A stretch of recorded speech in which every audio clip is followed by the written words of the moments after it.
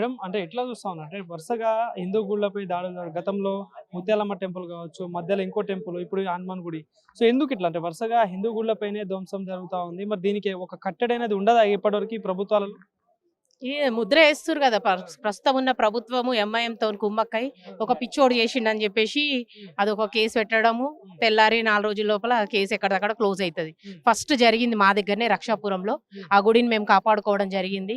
ఇలాంటి సంఘటనలు వాళ్ళు ఎన్ని చేసినప్పటికీ కూడా హిందువులు రెడీగా ఉన్నారు. దీన్ని మాత్రము జరగనివ్వము. ఇప్పటివరకు చేసి తప్పించుకొని తర్వాత మా చేయికి దొరుకుతున్నారు.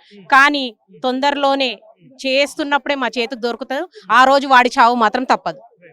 సో అంటే ఇప్పుడు అంటే వరుసగా ఎందుకు మరి ఇట్లా గుళ్ళపైన జరుగుతా ఉంది ఏంటంటే ఎక్కడ లోపం జరుగుతా ఉంది అసలు? వ్యవస్థ మొత్తం పిచ్చిదైందండి.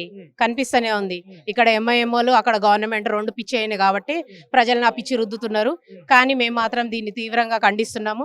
ఇలాంటి సంఘటనలు ఎక్కడ జరిగినా కానీ మేము ఎదుర్కొంటాము. మా గుళ్ళని మేము కాపాడుకుంటాం. మా హిందుత్వాన్ని మేము కాపాడుకున్నాం. తప్పకుండా ఇలాంటి చర్యలు అయితే జరగకుండా చూసుకుంటాం మేము. అంటే ఈ టెంపుల్ ఎప్పటి నుండి ఉంది ఈ టెంపుల్ అసలు దీనికి సంబంధించి డీటెయిల్స్? ఇది 100 సంవత్సరాల క్రితం అంటున్నారు. గుడి కిందికి 14 ఎకరాల స్థలం ఉండాల్సింది. ఈ రోజు మనం గుడి చుట్టుముట్టు చూస్తుంటే అంతా ముస్లిమ్స్ బస్తీ ఏర్పడింది. ఇంతకు ముందు మా హిందువులే ఉండేవారు. ఇక్కడ ఉన్న పరిస్థితులను బట్టి వాళ్ళు ఇక్కడ నుంచి వెళ్ళిపోవడం జరిగింది. అంటే ఇన్ని రోజులు పబ్లిక్ని ఎదుర్కొన్నారు వాళ్ళు. పబ్లిక్ ఇక్కడ నుంచి వెళ్ళిపోయినారని వాళ్ళ ఒక కన్ఫర్మేషన్ తీసుకొని ఇలాంటిది చేశారేమో అని అలా కూడా మేము ఆలోచించాల్సి వస్తుంది. ఎందుకంటే ఎవరు లేనప్పుడే దాన్ని కాపాడడానికి ఎవరు లేనప్పుడే ఇలాంటి చర్యలు జరుగుతాయి. కానీ దేవుడు పైకి వెళ్ళి దేవుడితో ఇలాంటి చెలగాటలు ఆడిన వాళ్ళకి శిక్ష మాత్రం తప్పకుండా జరుగుతుంది. ఎలాగైతే వాళ్ళ దేవుడు వాళ్ళకి ఎక్కువనో మా దేవుడు అంతకంటే ఎక్కువ మాకు. మేము మా దేవుణ్ణి నమ్మినామంటే ఆయన సిద్ధాంతం మీద మేము ముందుకెళ్తాము. ఇలాగే ఎన్నో పూజలు చేసుకుంటున్నాం, మేము ఎన్నో పండుగలు చేసుకుంటున్నాం. మాకున్నన్ని పండుగలు లేవు ఎవరికి, మాకున్నన్ని దేవుళ్ళు లేరు. అంటే మాకు ప్రతి ఒక్క రాయి కూడా మాకు దేవుడే, విగ్రహం కూడా దేవుడే. ఎలా ఉన్నప్పటికీ కూడా మా దైవం అంటే మాకు నమ్మకం ఎక్కువ. అంటే దేవుని దగ్గరికి మనం ఏదో మన మనశ్శాంతి కోసమో మనల్ని రక్షించడం కోసం దేవుడిని కోరుకోవడానికి పోతాం. ఇప్పుడు దేవుడికే రక్ష లేకుండా పోతుంది. సో ఎట్లా చూడొచ్చు అంటే దేవుడు మనల్ని రక్షిస్తాడని మనం నమ్మినప్పుడు ఆయనను కూడా మేము రక్షిస్తామనే నమ్మకం ఆయనకు కూడా ఉంది. కాబట్టి ఇదంతా సమాజం అనేది నడుస్తుంది. ఈ యొక్క ఇదిలోనే మేము వెళ్తున్నప్పుడు పక్క మతాలు కలిసి విద్వేషపూరితంగా దురాలోచనలతో ఇలాంటి సంఘటనలు నెలకొంటున్నాయి. ఇలాంటి సంఘటనలు ఎక్కడ జరిగినా కానీ దానికి పరిణామం చూస్తూనే ఉన్నారు. అయినప్పటికీ కూడా వాళ్ళు ఆపుతలేరు.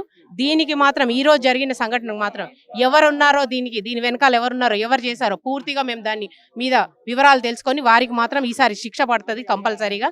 దీని తర్వాత జరగని కూడా అవకాశం ఇవ్వద్దని మేము నిర్ణయించుకొని ఇక్కడ అందరూ కూడా జనాలు అదే నిర్ణయంతో ముందుకు పోతున్నారు. ఫస్ట్ మేము ఇక్కడ గుడి ల్యాండ్ని కాపాడుకోవాలి. ఇక్కడ ఒక పంతులను ఉండడానికి ఏర్పాటు చేయాలి. నిత్య పూజ జరగాలి. ఇక్కడ అన్ని పబ్లిక్ వచ్చేటట్టు పూర్తి సెక్యూరిటీ. ఎలాగైతే సంఘటన జరిగిందని తెలిసిన మరుక్షణమే సిబ్బంది మొత్తం ఇక్కడికి వచ్చిందో తర్వాత కూడా ఇక్కడ ఒక సిబ్బందిని పెట్టి మాకు ఒక సెక్యూరిటీ ఇవ్వాలని మేము కోరుతున్నాం. నమస్తే. చంద్రాయన్ గుట్టలో దిముక ఆంజనేయ స్వామి విగ్రహం అయితే ధ్వంసం జరిగింది. సో దాదాపుగా ఇప్పుడు పొద్దుటి నుండి మొత్తం రాష్ట్రం అంతటా దీనిపైనే చూస్తా ఉంది. సో అసలు దీని వెనకాల కారణం ఏంది? ఎందుకు వరుసగా హిందూ గుళ్ళపైన దాడులు జరుగుతూ ఉన్నాయి? గతంలో ముత్యాలమ్మ టెంపుల్ కావచ్చు, బంజారాహిల్స్లో గుడి కావచ్చు, ఆ గుడి ధ్వంసం చేస్తా ఉన్నారు. వాళ్ళని పట్టుకొని వాళ్ళపై పిచ్చోళ్ళు అది అని చెప్పేసి ముద్ర వేసేస్తా ఉంది ప్రభుత్వం. సో మరి దీనికి సంబంధించి పూర్తి వివరాలు తెలుసుకోమంతో పాటు ఇక్కడ స్థానికులు అయితే ఉన్నారు అన్న. సో అన్న ఏంటి అసలు ఈ గుడి జరిగిన సంఘటన ఏంటి, అసలు జరిగింది ఏంటి అసలు నిజం? ఇది 400 పూర్వం కట్టిన ఆలయం. ఇక్కడ ఇది మొత్తం అన్య మతస్థుల బస్తీలో ఉంది. అంటే ఇక్కడ మేము హిందువులు అనేది లేరు. మేము పక్క బస్తీ అంటే చంద్రాయన్గుట్ట లోపల ఉండి ఇక్కడికి వచ్చి పూజ చేసుకుంటాం. మా తాత ముత్తాతలు వాళ్ళు చేసిన దేవాలయం కాబట్టి మాకు సెంటిమెంట్ ఉంది. అంటే మాకు నమ్మకం వీడికి వస్తే మంచి జరుగుతుందని. ఆ నమ్మకంతో వచ్చి మేము పూజలు చేసుకుంటాం ప్రతిసారి. ఇప్పటికీ ఇలా 3 సార్లు 5 సార్లు ధ్వంసం జరుగుతున్నాయి. చిన్న చిన్న అవి అయితేనే ఉంటాయి. అయినాయి. అయితే దాని గురించి కూడా మేము కంప్లైంట్ ఇచ్చినాము. దాని మీద చర్యలు కూడా తీసుకురు. మళ్ళా ఒకసారి కెమెరా ఫిట్ చేసిరు. అది ఏదో టెక్నికల్ ప్రాబ్లమ్ తోనే ఆ కెమెరా ఖరాబ్ అయ్యింది. తర్వాత ఆ ఇంటోళ్ళు ఆ వైర్ తీయడం జరిగింది. ఖాళీ బాక్స్ ఉండిపోయింది ఖాళీ ఆ చూస్తేందుకు. ఈ రోజు ఈ డీసీపీ గారు ఈ యొక్క సంఘటన ఏదైతే జరిగిందో ఇది ఓ ప్రణాళిక ప్రకారం జరుగుతుందా, ఆ రాష్ట్రంలో అన్ని దేవాలయాల మీద జరిగేటట్టు ఇక్కడ కూడా ఏమన్నా చేస్తురేమో అన్నట్టు మా అది ఆ ఆలోచన.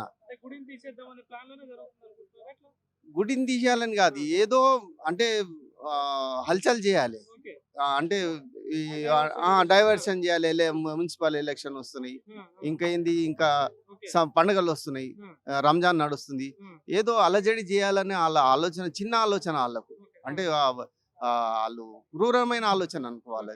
ఆ ఆలోచనతో ఇక్కడ ఏదో చేయాలని వచ్చిండు, తాళం కొట్టిండు, లోపలికి వెళ్ళిండు, రాయో ఏదో తీసుకుండు, విగ్రహాన్ని ధ్వంసం చేసిండంటే కుడి పక్కన మొత్తం ఇప్పుడైతే 400 ఏళ్ల నుంచి మా నమ్మకాన్నితో మేము ఏదైతే దానికి అలంకారం లెక్క ఏదైతే చందనం పూస్తున్నామో అదో లేర్ లెక్క ఒక 2-3 ఇంచులు దాని మీద ఉండే మూల విగ్రహం మీద, ఇప్పుడు అది ధ్వంసం అయింది. కాబట్టి దాన్ని మళ్ళీ ఎవరైతే హిందూ దానికి సంబంధించిన వాళ్ళు ఉంటారో వాళ్ళని అడిగి కనుక్కుంటే ఆ లేర్ ఏదైతే ధ్వంసం అయిందో మొత్తం తీసేసి మళ్ళీ దానికి సంప్రోక్షణం చేసి పూజ చేయాలి, యజ్ఞం చేయాలని మాకు సలహా ఇచ్చారు. దాని ప్రకారం ఈ రోజు అయితే మేము ఇక్కడ ఇప్పుడు ఈ పరిస్థితికి దానికి ఎప్పుడు తెలిసింది మీకు ఇది ఇట్లా జరిగిందని చెప్పేసి? ఎవరు చూసిలో ఏంది అసలు, ఎప్పుడు జరిగింది ఇది? పొద్దున 7 గంటల లోపల జరిగినట్టుంది. అంటే ఎప్పుడు జరిగిందో, రాత్రి వర్షం పడ్డది 5 గంటలకు వచ్చినాం. మంగళవారం శనివారం ఇక్కడికి వస్తాము. ఓ భక్తుడు వచ్చిండు, చూసి డోర్ తెరిచి ఉన్నది, లోపల ధ్వంసం అయింది. అక్కడ మొత్తం తెగిన లేరు ఉంటది కదా, కింద పడ్డది. అది చూసి వీడియో తీసి ఇంకో అబ్బాయికి చేస్తే ఆ అబ్బాయి ఆర్గనైజర్ అయిన నన్ను ఇంకో నవీన్ ఇద్దరికి ఫోన్ చేసి చెప్తే మేము పోలీసు వాళ్ళకి చెప్పినాం. ఇక్కడ ఆ తర్వాత ఇది మొత్తం పరిస్థితి ఇది. అంటే టెంపుల్ మొత్తం మీరే దగ్గర నుంచి చూసుకుంటారు కదా, సో ఏంటి సార్ అంటే ఇట్లా వరుసగా జరుగుతా ఉంది కదా, మరి ఎవరికైనా చెప్తుంటే ఎందుకు మరి పట్టించుకోవట్లేదు కావచ్చు? అంటే గతంలో జరిగిన సంఘటనలు కావచ్చు, ఇప్పుడు ఇట్లా జరుగుతూ ఉంటే సో రాష్ట్రంలో మరి వరుసగా హిందూ గుళ్ళపై జరుగుతా ఉంది, మరి ఎందుకు దీనికి ఒక కట్టడి కావచ్చు, దీనికంటూ ఒక ఫుల్ స్టాప్ అనేది పడదా? ప్రభుత్వం నమ్మకం ఎట్లుందో, వాళ్ళు ఒక వర్గానికి సంతోష పెట్టాలని దాని మీద ప్రత్యేక చర్య తీసుకుంటలేదో అది మాకు తెలియదు, కానీ అలాంటిది ఏదో ఉండొచ్చు మరి.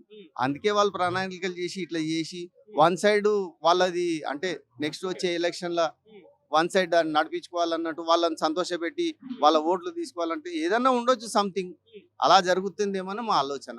వరుసగా మనం చూస్తా ఉన్నాం, హిందూకి సంబంధించిన ఏదైనా ఫంక్షన్లు చేసుకున్నా కూడా, అంటే ఇప్పుడు వినాయక చవితి కావచ్చు, అమ్మవారి నవరాత్రి ఉత్సవాలు కావచ్చు, ఇలా ప్రతి దానికి పర్మిషన్ తీసుకోవాలని చెప్పేసి ప్రతిది ఒక లా, అది కొత్త రూల్స్ అని తీసుకొస్తా ఉంటారు. సో ఇప్పుడు రంజాన్ సీజన్ నడుస్తుంది, అంటే వాళ్ళని తక్కువ చేద్దామని కాదు, సో వాళ్ళకి లేని ఆంక్షలు మనకే ఎందుకు పెడతా ఉన్నారు ప్రభుత్వాలు, అంటే ఏం చెప్తారు? దాని గురించి మనం చెప్పాల్సినది నడుస్తూనే ఉంది. ఇక్కడ ఈ ఓల్డ్ సిటీలో హిందువులు మైనారిటీ, వాళ్ళు మెజారిటీ. వాళ్ళు సంతోష పెట్టాలని ప్రభుత్వం ఏం చేస్తుంది, ఆశపడుతుంది వాళ్ళ ఓట్లకు. పడి వాళ్ళు చెప్పింది వాళ్ళు ఎన్కేసుకొని నడుస్తారు వాళ్ళు. అందుకే ఈ టెంపుల్ సంబంధించి దాదాపుగా ఎన్ని సంవత్సరాల నుండి ఎంత ఉంది, అక్కడ ల్యాండ్ ఎంత ఉంది, అసలు ఏంటి ఫైనల్ గా ప్రభుత్వాన్ని ఏం డిమాండ్ చేస్తా ఉన్నారు? ఎందుకంటే ఇప్పుడు మీరు ప్రతి వారం ఇక్కడికి వస్తూ ఉంటారని చెప్తా ఉన్నారు కదా, సో ఎంత ఉండాలి ల్యాండ్, అసలు ఏంది, ప్రభుత్వానికి ఏం డిమాండ్ చేస్తారు? ఇది 400 సంవత్సరాల పూర్వం కట్టిన దేవాలయంగా మేము గుర్తిస్తాం. ఎందుకంటే మా తాతలు ముత్తాతలు వాళ్ళు ఎవరు కట్టింది చూడలేదు, వాళ్ళు పూజలు చేయించుకుంటూనే వస్తురు. అది దీన్ని అభివృద్ధి చేయాలని ఎన్నోసార్లు అనుకున్నాం. నేను అనుకుంటా 4-5 సార్లు ఇట్లాంటి అటాక్లు జరిగినాయి. మళ్ళీ వాళ్ళ ప్రణాళిక ఏంటిదో ఏమో, దీనికి మళ్ళీ ఈ రోజు ధ్వంసం చేయడం జరిగింది. ప్రభుత్వానికి ఏం డిమాండ్ చేస్తున్నారు? దీనికి సంబంధించి ఎట్లాంటి న్యాయం కోరుతా ఉన్నారు? ఇక ముందు ఇలాంటి సంఘటనలు జరగకుండా ప్రభుత్వం ప్రత్యేకమైన చర్య తీసుకొని దానికి సెల్ పెట్టాలి. ప్రభుత్వము ఏంది ఈ ధర్మరక్షణ చేస్తూ దేవాలయాలు ఏ ఉందో దానికి ప్రత్యేకమైన ఒక సెల్ని, అంటే న్యాయబద్ధమైన ఒక సెల్ని పెట్టి ఏ గుళ్ళ మీద అటాక్ అయిందో వాళ్ళని పట్టుకొని వాళ్ళని, అంటే నేరస్తుడు పరిగణించి అది, లేకపోతే పిచ్చోళ్ళని చేస్తారు. ప్రతి దగ్గర నేరస్తుడు దొరుకుతుండు, పిచ్చోడు ముద్రేస్తుండు, కేసు కొట్టేస్తారు, అయిపోతుంది. ఏం దొరుకుతలేదు.